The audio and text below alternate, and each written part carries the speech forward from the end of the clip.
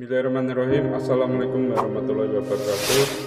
Pemirsa yang dirahmati Allah, marilah kita simak ceramah dari Ustadz Abdul Somad dengan tema Cahaya Kebenaran. Sebelumnya marilah kita berselawat terlebih dahulu. Allahumma sholli ala sayyidina Muhammad wa ala ali sayyidina Muhammad. Selamat menyaksikan. Qara'a surat Al-Kahfi. Siapa yang membaca surat Al-Kahfi? Pagi Jumat, siang Jumat, sore Jumat, petang Jumat, malam Jumat, sebelum azan maghrib hari Jumat. Adha'a lahu min nur, cahaya lagi. Allah berikan dia cahaya. Ma bainal jumu'ataini, sampai Jumat berikutnya. Cahaya apa yang dimaksud? Apakah mukanya jadi bercahaya? Itu Ultraman. Cahaya apa yang dimaksud ini? Cahaya bisa membedakan antara yang hak dengan yang batil. Makanya siapa yang menghafal surat Al-Kahfi, membaca surat Al-Kahfi, tidak sanggup semua minimal ujung-ujungnya, maka dia selamat diantaranya dari fitnah Al-Masih Ad-Dajjal. Kenapa ada Al-Masih ujungnya Dajjal? Karena ada Al-Masih yang original, ada Al-Masih yang KW. Yang KW itu disebut dengan Al-Masih Ad-Dajjal. Ada orang jual gelas emas, bejana emas, namanya wi'a zahab, wi'a bejana, zahab emas, wi'a zahab bejana emas. Yang satu lagi jual mirip seperti emas, tapi dia kasih tahu, mohon maaf ya Pak Ustadz, ini bukan emas, ini cuma sepuh, disepuh dengan warna emas. Maka orang Arab menyebutnya wi'a mudajjal. Jadi jangan katakan nanti ini ada gelang, ini gelang emas, yang ini gelang dajjal. Mudajjal di situ artinya tidak asli, tidak original. Jadi jangan nanti ada Ustadz, kan ada Ustadz Somad, ada orang yang bilang ini Ustadz Somad Dajjal, mirip Ustadz Somad. Dia mirip seperti Nabi Isa. 3 sifat dia mirip seperti Nabi Isa. Saat dia suruh langit, apa kata dia? Ya sama imtiri, wahai langit turunkan hujan. Betul-betul turun hujan. Dia katakan ke tanah, ya ard umbuti, wahai bumi tumbuh tanaman. Lalu kemudian ada orang mati, dia katakan, ya mayyit wahai mayat, berdiri, langsung tegak. Lalu semua orang mengatakan, dialah Al-Masih. Padahal dia Al-Masih Dajjal. Dia bukan Al-Masih yang asli. Makanya sebelum salam tadi kita minta, Allahumma inni a'udzubika min adzabi jahannam, wa min adzabil qabri, wa min fitnatil mahya wal mamat, wa min syarri fitnatil masihid Dajjal. Sekarang Al-Masih Ad-Dajjal itu belum datang. Yang datang-datang itu sekarang baru Al-Masih Ad-Dajjal KW99. Itu aja banyak yang tertipu orang. Bagaimana kalau yang Al-Masih Ad-Dajjalnya itu betul-betul datang? Nauzubillah. Mudah-mudahan kita terpelihara, terjaga. Kalau bisa sebelum dia datang kita udah mati duluan. Ini banyak orang yang nantang-nantang, mana Dajjal itu, mana? Malah ada yang ngejek-ngejek. Ustaz katanya manusia bisa ke bulan, bisa ke planet. Terus nanti kalau semua pindah ke Mars, Dajjal di sini kecewa dong. Ada tuh saya tonton di video. Jadi sekarang orang jadikan agama ini sebagai lucu-lucuan. Sampai masanya nanti dia datang yang benar-benar serius baru dia tahu. Saudaraku yang dimuliakan Allah Subhanahu wa taala, maka cahaya ketika kita bisa mengalahkan hawa nafsu. Di zaman Umar bin Khattab ada seorang laki-laki yang bisa tahu apa yang niat tamunya datang. Tamunya datang, dia kasih tahu, kamu pasti mau melakukan ini. Lalu kemudian datang Umar bin Khattab. Kata dia, Umar bin Khattab, kamu datang pasti mau membunuh saya. Kata Umar bin Khattab, kamu tahu dari mana?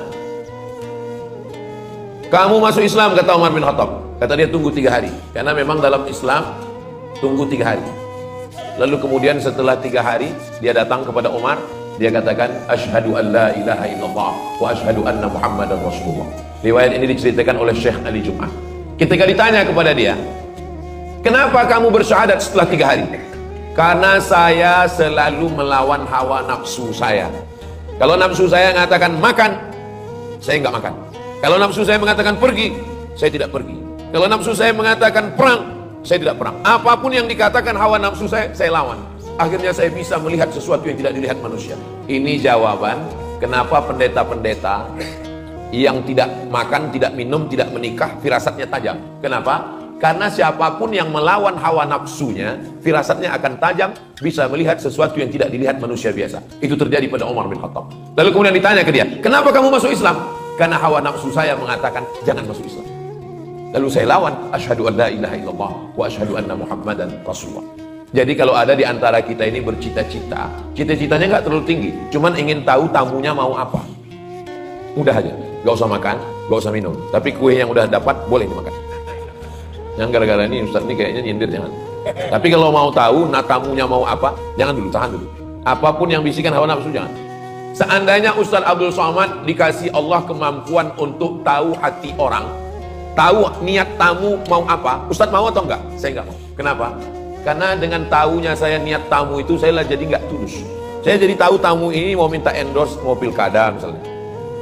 Lebih baik saya enggak tahu niat tamu itu apa, sehingga saya bisa kasih dia minum, saya bisa ngobrol dengan nyantai, lebih baik. Makanya sebagian wali-wali Allah yang melawan hawa nafsunya, lalu disingkapkan Allah rahasia. Disingkapkan itu namanya kasyaf. Kasyaf artinya tirai yang tersingkap. Begitu tersingkap dia jadi tahu, langsung dia lawan hawa nafsunya yang katanya jangan makan, dia langsung makan. Supaya apa? Supaya tertutup kembali. Lebih baik tertutup daripada nampak. Jadi banyak orang sekarang sengaja nggak makan, nggak minum, nggak tidur, nggak nikah. Supaya apa? Supaya tahu apa yang terjadi. Itu bukan puncak ilmu dalam Islam. Puncak ilmu adalah mendapatkan cahaya sehingga bisa membedakan mana yang hak, mana batil, mana betul, mana batil, mana benar, mana salah. Mudah-mudahan kita mendapatkan kebenaran itu insya Allah. Imam Abu Hamid Al-Ghazali yang menulis kitab Ihya Ulumuddin 4 jilid. Dia jabatan tertingginya rektor, diangkat oleh Sultan Nizamul Mulk di Universitas An-Nizamiyah. Ngomongnya berkarisma. Kalau dia jalan 70.000 orang menyertainya. Dia sampai kepada puncak keilmuan. Yang paling hebat zaman itu adalah filsafat. Dia bantah filsafat. Judul bukunya Tahafut Al-Falasifah. Setelah itu baru datang Imam Ibn Rushd membantah Tahafut At-Tahafut. Waktu itu Imam Al-Ghazali sudah meninggal dunia. Imam Al-Ghazali digelar dengan Hujjatul Islam. Berbantah dengan siapapun, dia menang. Sampai akhirnya suatu hari dia melihat ada tongkat yang bengkok di tepi sungai. Ada tongkat kayu, dia lihat bengkok. Ternyata setelah ditarik, lurus. Kalau kita ambil kayu, tongkat, kita tusukkan ke tepi sungai, lalu kita lihat, itu kan bengkok. Tapi pas kita tarik, lurus. Dia sudah mulai tidak percaya dengan mata. Berarti mata tertipu. Mata yang melihat ini menipu. Apalagi zaman sekarang, dilihat dari jauh putih, rupanya skincare. Mohon maaf ibu, saya kira nggak ada ibu. Jadi mata ternyata menipu. Telinga juga begitu. Kita dengar lagu, enak sekali. Begitu dihilangkan sound musiknya, dihilangkan, hancur babak belur. Telinga menipu, tertipu. Mata tertipu. Kalau begitu saya tinggalkan semua yang menipu ini. Imam Abu Hamid Al-Ghazali meninggalkan jabatan rektor, meninggalkan popularitas, 70.000 follower dia tinggalkan. Akhirnya dia berkhalwat. Khalwat artinya bersunyi-sunyi dengan Allah Subhanahu wa taala di menara Masjid Jami' Umawi, sampai sudut itu disebut dengan Zawiyah Al-Ghazali, pojok Imam Al-Ghazali. Lalu berapa lama dia di sana? 11 tahun. Setelah itu dia sampai kepada level yang tertinggi disebut dengan ma'rifah. Ma'rifah artinya puncak ilmu pengetahuan. Lalu orang bertanya kepada dia, "Kamu sudah sampai kepada ma'rifah Al-Ghazali?" "Ya." "Apa al-ma'rifah itu?" Imam Al-Ghazali mengatakan, "Nurun yaqdhifullahu fi qalbi 'abdi." Cahaya yang ditembakkan ke hati seorang. Hanya sampai itu saja. Cahaya yang ditembakkan ke dalam hati seorang hamba. Dengan cahaya itu bisa membedakan mana yang hak, mana yang batil. Sekarang yang disebut dengan kebenaran itu apa? Kebenaran itu kalau dilakukan oleh tokoh terkenal, walaupun salah berarti benar. Kebenaran itu apa? Kebenaran itu kalau dilakukan semua orang, semua yang viral benar, walaupun salah. Orang tidak lagi dapat cahaya. Makanya di antara doa tahajud, Allahumma ja'al fi qalbi nura, wa fi sam'i nura, wa fi basari nura, wa an yamini nura, wa an yasari nura, wa min amami nura, wa min khalfi nura, wa min fawqi nura. Bunyi, matahari sudah terbit. Setiap bunyi terbit matahari. Setiap bunyi terbit matahari. Setiap bunyi terbit matahari. Suatu hari dia nggak bunyi, matahari terbit. Baterainya habis. Orang sudah terjebak pada hukum sesuatu terjadi sesuatu. Kalau sudah begini, padahal itu belum tentu benar. Itu hanya kebenaran yang diciptakan oleh manusia. Kalau dia bunyi, berarti terbit matahari. Gimana kalau dia tidak bunyi? Matahari tetap terbit. Jangan terjebak pada hukum yang dibuat oleh manusia. Maka kita minta cahaya dari Allah. Nurun, cahaya yang ditembakkan ke dalam hati seorang hamba, Sehingga dengan itu saya bisa mengetahui mana yang benar, mana yang salah. Membaca surat Al-Kahfi supaya ingin dapat cahaya. Doa tahajud supaya dapat cahaya. Berzikir supaya dapat cahaya. Cahaya yang dimaksud adalah cahaya kebenaran, sehingga kita bisa memilah dan memilih mana rambut, mana hijau, mana asli, mana palsu, mana Al-Masih Isa, mana Al-Masih Dajjal. Mudah-mudahan kita sampai hari ini, sampai anak cucu kita, sampai hari kiamat dapat cahaya itu, insya Allah.